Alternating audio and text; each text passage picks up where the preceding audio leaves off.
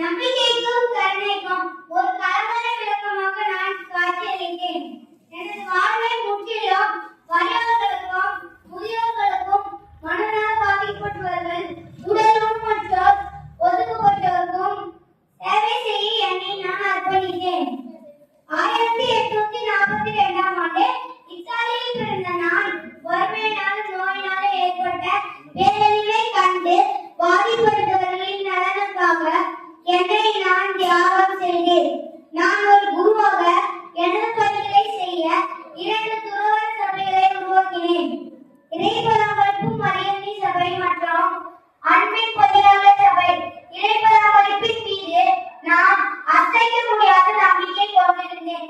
இறை நம்பிக்கையானது எனது பல செயல்களுக்கும் எங்கள் அன்றாட உதவிகளுக்கும் வழிகாட்டியாக இருக்கின்றது.